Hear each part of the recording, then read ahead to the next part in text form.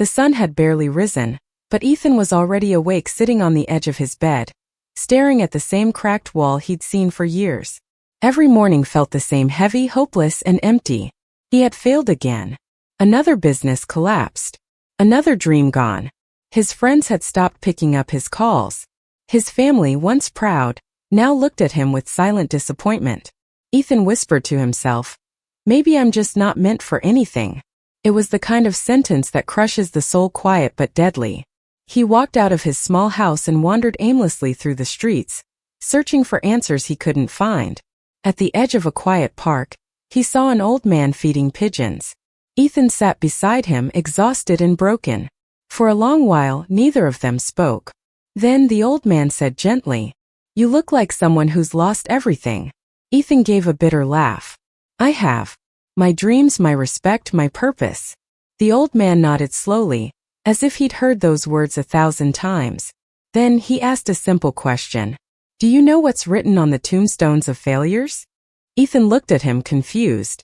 The man smiled and said, "Nothing. Because they never stayed long enough to finish their story." Ethan blinked. Those words hit deeper than he expected. It was just one sentence, but it shattered his silence. Ethan couldn't forget that sentence. All night, it echoed in his mind. They never stayed long enough to finish their story. He began to see his failures differently. What if every failure wasn't an ending, but a page he had closed too soon?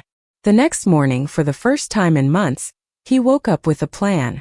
He didn't know exactly what to do, but he knew he couldn't quit. He started small. Learning again, rebuilding from scratch, ignoring the laughter of those who once mocked him. Every time doubt whispered, he repeated that one line to himself like a prayer. And with every repetition, his confidence grew stronger. Years passed.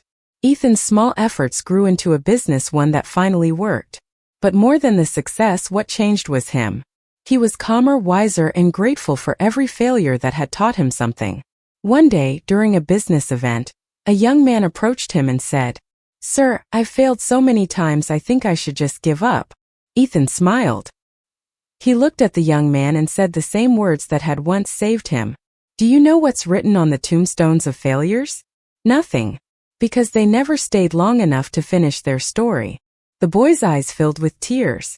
And in that moment, Ethan realized the power of a single sentence passed from one soul to another. Years later, when Ethan grew old, people didn't remember him just as a successful man. They remembered him as someone whose words could change lives. He often said, "Words are seeds. They either plant despair or hope, and the ones planted with love never die."